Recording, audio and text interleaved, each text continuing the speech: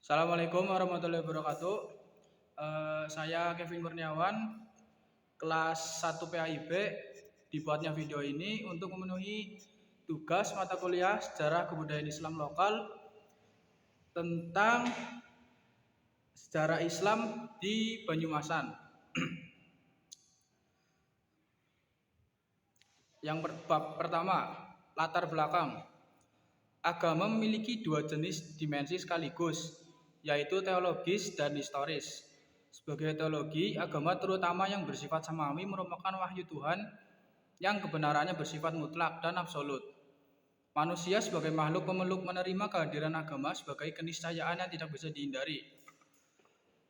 Sementara agama dalam dimensi historis berada dalam ruang sosial, budaya, dan lingkungan yang berkembang secara dinamis. Di masyarakat Jawa, kebudayaan merupakan hal sentral yang menjadi bagian kehidupan sehari-hari. Dalam konteks kebudayaan, masyarakat Jawa dibagi menjadi dua, yaitu penduduk pesisir dan pedalaman. Pada masyarakat pesisir, terutama utara yang aktivitasnya berhubungan dengan perdagangan dan nelayan memiliki pengaruh yang kuat dari Islam. Sementara daerah-daerah pedalaman yang bercocok kejawen, berpusat pada kota-kota kerajaan Yogyakarta dan Surakarta, serta Kerasidenan Banyumas, Kedung, Madiun, dan Malang. Secara sosial, masyarakat Jawa terbagi menjadi wong cilik yang umumnya berprofesi sebagai petani dan kelompok berpendapatan rendah di kota dan kaum priai yang terdiri dari pegawai dan kaum intelektual. Selain kedua kelompok sosial, masih terdapat kelompok kecil yang memiliki prestise yang tinggi, yaitu kelompok ningrat atau ndoro. Masing-masing kelompok sosial memiliki konstruksi kebudayaan yang dijadikan sebagai etika dan landasan dalam melaksanakan aktivitas kehidupan sehari-hari. Konstruk kebudayaan yang kuat ini memberikan pengaruh signifikan terhadap unsur-unsur lain di luarnya, yang salah satunya adalah agama. Agama yang masuk dalam konstruksi kebudayaan masyarakat Jawa akan melahirkan corak baru yang khas. Sejarah kerajaan Jawa tidak bisa lepas dari eksistensi Majapahit, Kesultanan Demak, Mataram Yogyakarta, dan Kasunanan Surakarta. Kerajaan-kerajaan besar di Jawa tersebut secara geografis cukup jauh dari wilayah JTBS. Kondisi ini cukup berpengaruh terhadap konstruksi kebudayaan JTBS yang sangat berbeda dengan tradisi dan kebudayaan keraton. Dari sisi bahwa misalnya masyarakat JTBS memiliki dialek yang berbeda dengan wilayah X kerajaan-kerajaan Jawa di Demak, Yogyakarta, Surakarta, dan Jawa Timur. Dialek yang disebut dengan ngapak menjadi ciri khas Banyumas dalam konstelasi kebudayaan Jawa. Secara historis, sejarah masyarakat JTBS terbentuk dari zaman prakolonial atau masa kerajaan Jawa.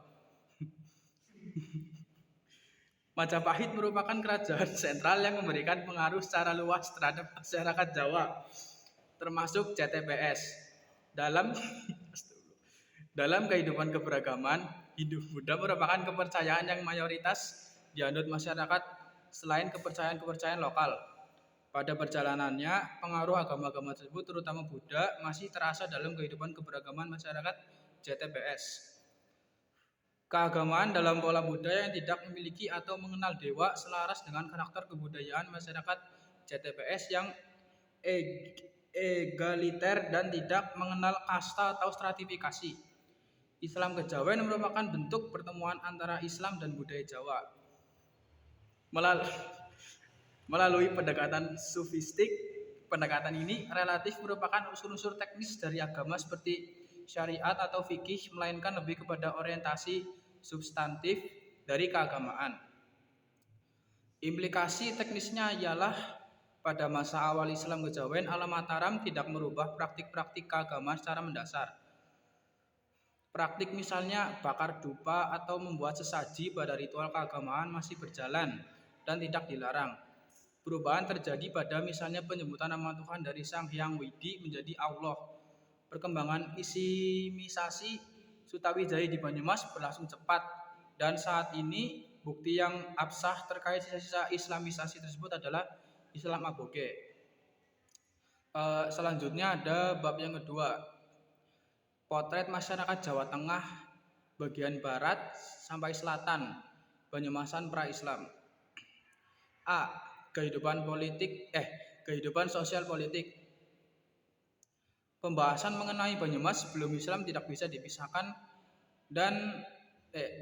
dari sejarah dua kerajaan besar yang menguasai bumi Jawa, yaitu Kerajaan Majapahit atau Jawa Timur dan Pajajaran atau Jawa Barat.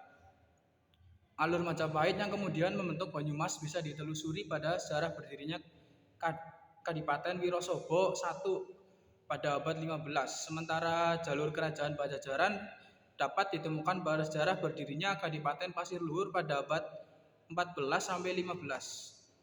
Dalam Babad Wirosobo diceritakan mengenai asal-usul Joko Katuhu dan Raden Paguwon atau Adipati Wirahudoyo yang saat itu menjadi adipati pertama di Kadipaten Wirosobo I abad ke-15. Pada saat itu, wilayah Kadipaten Wirosobo I merupakan bagian dari wilayah Kerajaan Majapahit II pada tahun 1429 sampai 1522, tepatnya pada masa pemerintahan Prabu Kertabumi Brawijaya V pada tahun 1468 sampai 1478. Kadipaten Wirosobo I di bawah pimpinan Adipati Wirahudoyo adalah kadipaten yang tentram dan makmur. Bahkan pada masa kepemimpinan Adipati Anom Wirautomo atau Adipati II, wilayah Kadipaten Wirosobo I mencapai Gunung Sindoro sampai Gunung Sumbing. Sementara dalam Babad Pasir Luhur, napak tilas Banyumas bisa dilacak pada zaman Kerajaan Pakuan Parahyang atau Pajajaran di Jawa Barat bagian timur, tepat pada masa kepemimpinan Sri Prabu Longgowesi Dewa Niskala pada tahun 1466 sampai 1474 dan putranya Sri Prabu Linggawastu Ratu Purono Jaya Dewata 1474 sampai 1513. Dan Sri Prabu Linggawastu ini lahir 4 putra yang salah satu dari keempatnya menjadi bagian dari cerita Pasir Luhur. Keempat putra tersebut adalah yang pertama Raden Haryo Banyak Catra, Raden Haryo Banyak Blabur, Raden Haryo Banyak Ngampar, dan yang terakhir Dewi Rena Pamekasan. Antara abad 1 sampai 6 sebenarnya banyak nama-nama kerajaan yang memakai kata Galuh selain Galuh Purba. Namun jika dilihat dari luasnya wilayah kekuasaan Galuh Purba, sangat mungkin kerajaan-kerajaan tersebut menjadi bagian wilayah kerajaan besar Galuh Purba. Kerajaan-kerajaan tersebut ialah yang pertama Kerajaan Galuh Rahyang berlokasi di Brebes, beribukota di Medang Pangramsan. Yang kedua Kerajaan Galuh Kalongan yang berlokasi di Roban, beribukota di Medang Pangramsan. Yang ketiga Kerajaan Galuh Laleyan berlokasi di Cilacap, beribukota di Medang Kamulian. Yang keempat Kerajaan Galuh Tanduran berlokasi di Pananjung, beribukota di Bagolo. Yang kelima Kerajaan Galuh Kumoro berlokasi di Tegal, beribukota di Medang Kamulian. Yang keenam Kerajaan Galuh Pataka berlokasi di Nanggala Aceh, beribukota di Pataka. Yang ketujuh Kerajaan Galuh Nagara Tengah berlokasi di Cineang, beribukota di Bojong Lopang. Yang ke-8 Kerajaan Galuh Imbanegara berlokasi di Barunai atau Pabuaran, beribukota di Imbanagara. Kerajaan Galuh Kalingga berlokasi di Bojong, beribukota di Karangkamulian. Pada saat Kerajaan Tarumanegara dipimpin oleh Prabu Gunawarman, Kerajaan Galuh Purba berpindah dari lereng Gunung Slamet ke Garut Kawali dan menjadi bawahan dari Kerajaan Tarumanegara. Salah satu penyebab kepindahan Galuh Purba ke Garut Kawali ialah semakin kuatnya kekuasaan dinasti Sailendra kala itu. Kerajaan Kalingga yang menguasai wilayah selatan Gunung Slamet ialah Kerajaan Buddha, di mana salah satu pendirinya yaitu Putri Maharani Sima. Ialah keturunan dari negara bagian Orissa di India. Pada sekitar 732 Masehi, salah satu keturunan atau cicitnya Maharani Sima yaitu Sanjaya menjadikan raja Kerajaan Kalingga bagian utara yang kemudian menjadi cikal bakal bumi Mataram yang beragama Hindu. Yang B ada kehidupan ekonomi masyarakat.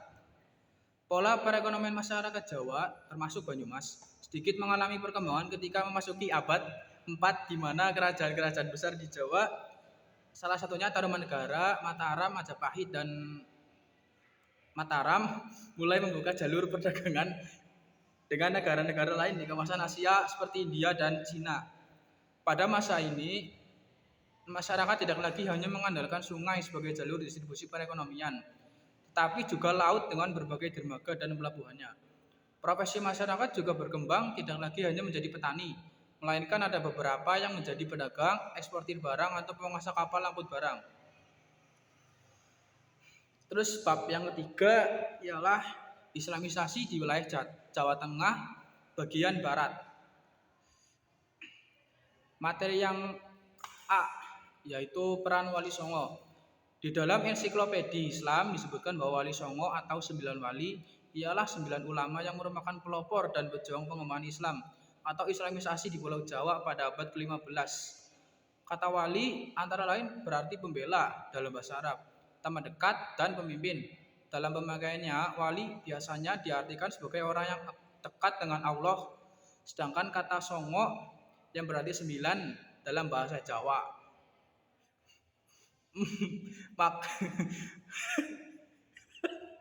Maka wali songo secara umum diartikan sebagai 9 wali yang dianggap telah dekat dengan Allah Subhanahu wa taala, terus-menerus beribadah kepadanya serta memiliki kekeramatan dan kemampuan-kemampuan lain di luar kebiasaan manusia.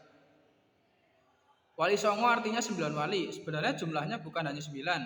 Jika ada seorang wali songo meninggal dunia atau kembali ke negeri seberang, maka akan digantikan anggota baru.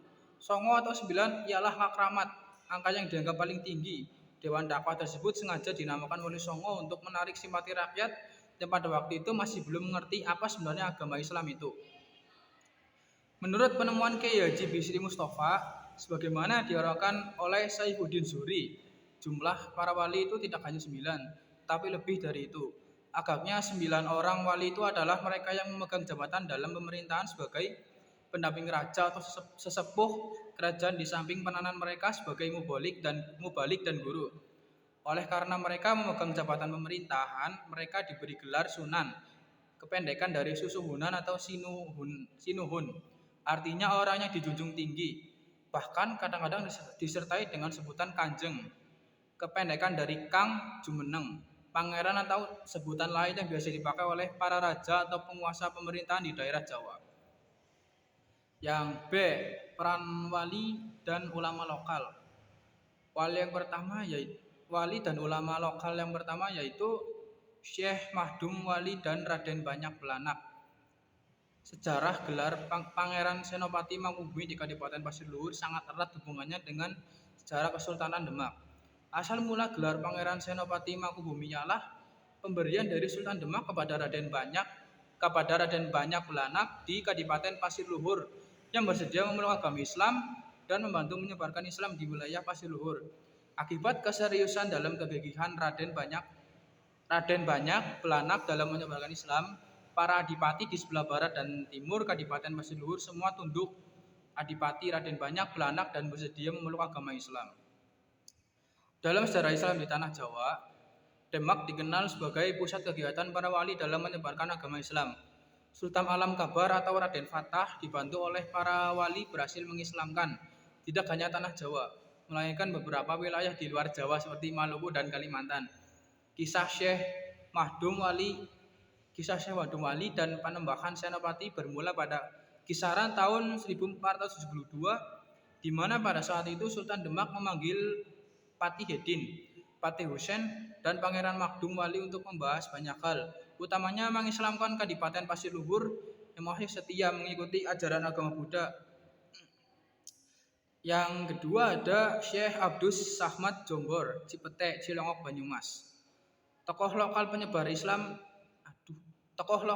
Islam lainnya adalah Syekh Abdus Sahmat. Beliau adalah ulama yang berasal dari Jawa Barat yang diperkirakan lahir pada abad ke-16. Perkiraan tahun kelahiran Syekh Abdus Samad berasal dari adanya bekas prasasti kayu yang memuat tulisan gebyok atau cungkup makam niki dibangun ing tahun 1817 Masehi. Proses pembangunan makam bersama cungkupnya itu sendiri dilakukan oleh Kiai Muhammad Nur Zaman yang merupakan keturunan ketujuh dari Syekh Abdus Samad. Yang ketiga ada Pangeran Jambu Karang dan Syekh Atas Angin. Sebagaimana penyebar Islam lainnya di wilayah Banyumas, sejarah mengenai sosok Pangeran atau Syekh Jambu Karang lebih banyak bersumber dari data-data oral daripada manuskrip atau bukti-bukti tertulis lainnya. Dalam konteks ini, kebenaran yang bersifat faktual tidak terlalu menjadi perhatian dalam cerita mengenai Syekh Jambu Karang. Pemakaman terhadap eksistensi kehadiran seorang tokoh melalui cerita yang bersifat logika lebih ditonjolkan daripada data-data empiris. Cerita dari satu orang ke orang yang lain jauh lebih diyakini kebenarannya daripada pemaparan sejarah yang jelimet dengan berbagai data pendukungnya. Yang keempat ada Syekh Abdul Kahfi Awal. Sejarah Syekh Abdul Kahfi Awal tidak bisa dipisahkan dengan keberadaan Pondok Pesantren Somalungu di Kebumen, yang merupakan salah satu pondok pesantren tua di Indonesia. Berdasarkan data sejarah, Pondok Pesantren Somalungu telah berdiri sejak tahun 1475 Masehi. Hal ini bisa diketahui dari prasasti yang ada di dalam masjid kompleks pesantren. Jika mengacu pada prasasti tersebut, maka pesantren Somalangu diresmikan pada tanggal 25 Sya'ban 879 Hijriah atau jika dihitung dengan kalender Masehi 4 Januari 1457 Masehi. Pondok pesantren Somalangu didirikan oleh Syekh Abdul Kahfi Al-Hasani atau Syekh Muhammad Islam Al-Hasani. Beliau masih keturunan dari Rasulullah, sebab ayahnya yang bernama Syed Abdul Rashid bin Abdul Majid Al-Hasani ialah keturunan ke-22 Rasulullah SAW dari jalur Husain radhiyallahu anhu. Yang kelima ada Syekh Mubin Bulus Pesantren. Nama asli Syekh Mubin ialah Muhammad Najmuddin Ali Mubin. Beliau adalah salah seorang keturunan dari Syekh Abdul Qadir Al-Jailani. Masyarakat sekitar lebih sering menyebut Syekh Mubin dengan sebutan Mbah Mubin. Beliau diketahui sebagai penyebar Islam yang berasal dari tanah India. Menurut cerita, Guru Syekh Mubin menugaskannya untuk berdakwah ke tanah Jawa, meliputi daerah-daerah. Beliau diketahui sebagai penyebar Islam yang berasal dari tanah India. Menurut cerita, Guru Syekh Mubin menugaskannya untuk berdakwah ke tanah Jawa, meliputi daerah-daerah sekitar aliran Sungai Progodon, Sungai Serayu. Karenanya area dakwah Mbah Mubin mencakup daerah Kulon Progo hingga Cilacap. Pada sekitar tahun 1646 Masehi, dalam dakwah Syekh Mubin memasuki wilayah Kebumen, tepatnya di daerah Desa Ayam Putih, Bulus Pesantren. Cerita mengenai Syekh Mubin seringkali menyebutkan kedekatannya dengan Sultan Hanyokro Kusumo. Bahkan selain disebut sebagai guru dari para wali di tanah Jawa, Syekh Mubin juga sering disebut sebagai guru dari Sultan Hanyokro Kusumo. Yang C, Islamisasi periode akhir. Islamisasi Jawa jelas tak berjalan linear.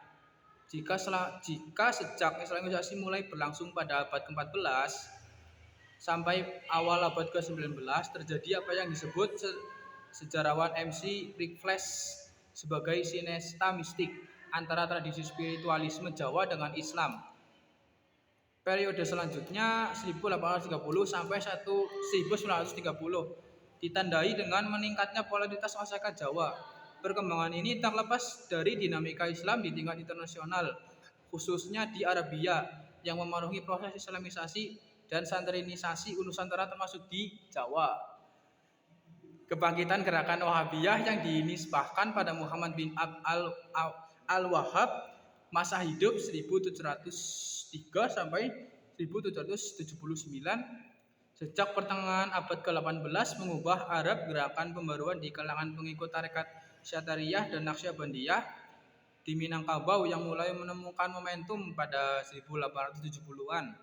Gerakan yang semula damai berubah menjadi gerakan padri radikal dengan paham dan praksis amat mirip Wahabi. Setelah kembalinya tiga haji dari Tanah Suci pada awal abad ke-19. Wow, wow. Bab yang keempat ada Islam di Jawa Tengah bagian selatan dewasa ini. Materi yang pertama ialah A. Kebangkitan Islam Puritan. Di era saat ini banyak terdapat klaim kontradiktif yang dibuat atas nama Islam. Gerakan purifikasi atau pemurnian Islam menjadi fenomena yang terus digulirkan dalam sejarah peradaban Islam di berbagai negara, termasuk negara Indonesia. Jika seseorang bertanya tentang Islam, maka berbagai tanggapan langsung bisa diperoleh begitu saja tergantung kepada siapa kita bertanya. Bangsa Barat acap kali mengeluh dengan sulitnya mempelajari apakah Islam mendukung atau menolak praktik penyanderaan, bom bunuh diri, jihad, dan kewajiban perempuan untuk berhijab. Hal ini ditemukan pada gerakan Puritanisme yang lahir sebagai paham baru yang dipelopori gerakan Wahabi pada abad ke-18 dan Salafi pada akhir abad ke-19. Gerakan ini bahkan masih aktif hingga abad ke-21 ini. Puritan menurut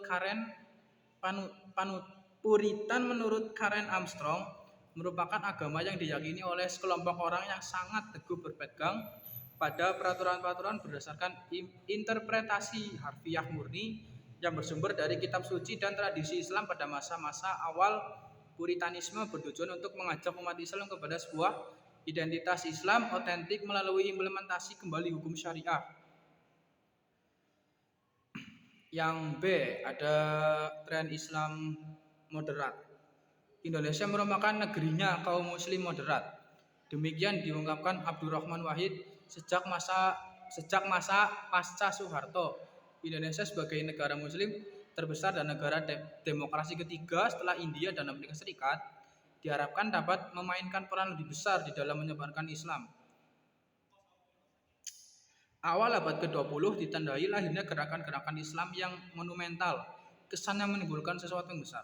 Gerakan Islam tersebut telah mengukir tinta emas baik untuk kebangkitan Islam maupun pergerakan perjuangan kemerdekaan di Indonesia yang kemudian dikenal dengan organisasi kemasyarakatan Islam. Namun secara umum ormas-ormas Islam tersebut lebih pada dua organisasi Islam terbesar di negeri ini seperti Muhammadiyah dan Nahdlatul Ulama. Tetap menjaga dan memperkokoh posisi dan perannya dalam dinamika kehidupan umat, bangsa, dan dunia global meskipun kekuatan dakwah dan misi Islam sebagai rahmatan lil alamin. Yang C, tren Islam liberal. Lahirnya pemikiran Islam liberal di kalangan pemikir dan intelektual Indonesia tidak dapat terlepas dari pengaruh dan para pemikir barat yang menggagas liberalisasi Islam. Gerakan liberalisasi pemikiran Islam yang akhir-akhir ini semakin marak sebenarnya lebih berunsur pengaruh eksternal daripada perkembangan alami dari dalam tradisi pemikiran Islam. Pengaruh para pemikir barat ini sangat pesat merasuk terutama melalui ada dua buku yang mengupas secara khusus keterkaitan Islam dengan liberalisme. Buku tersebut adalah Liberal Islam, Sourcebook hasil suntingan Carlos Kurzman dan karya Leonard Binder berjudul Islamic Liberalism, Critique of Development Ideologies. Fakta ini didukung oleh seorang lagi penulis dan pendukung Islam liberal, Greg Barton, dalam bukunya Gagasan Islam Liberal di Indonesia. Barton menggariskan prinsip dasar yang dipegang oleh kelompok Islam liberal, yaitu yang pertama, pentingnya kontekstualisasi ijtihad. Yang kedua, komitmen terhadap rasionalitas dan pembaruan agama. Yang ketiga, penerimaan terhadap pluralisme sosial dan pluralisme agama-agama. Dan yang keempat, pemisahan agama dari partai politik dan kedudukan negara yang non-sektarian. Yang selanjutnya D, Islamisasi periode akhir. Islamisasi Jawa jelas tak berjalan linear. Jika sejak Islamisasi mulai berlangsung pada abad ke-14 sampai abad awal ke-19, terjadi apa yang disebut sejarawan MC Rickles sebagai sintesa mistik antara tradisi spiritualisme Jawa dengan Islam. Periode selanjutnya pada tahun 1830 sampai 1930 ditandai dengan meningkatnya polarisasi masyarakat Jawa. Perkembangan ini tak lepas dari dinamika Islam di tingkat internasional, khususnya di Arabia, yang mempengaruhi proses Islamisasi dan santrinisasi Nusantara, termasuk di Jawa. Kebangkitan gerakan Wahabiyah yang dinisbahkan pada Muhammad bin Abd al-Wahhab yang hidup pada tahun 1703 sampai 1779. Sejak pertengahan abad ke-18 mengubah arah gerakan pembaruan di kalangan pengikut tarekat Syadziliyah dan Naqsyabandiyah di Minangkabau yang mulai menemukan momentum pada tahun 1870-an. Mungkin sekian yang dapat saya sampaikan. Kurang lebihnya mohon maaf. Wassalamualaikum warahmatullahi wabarakatuh.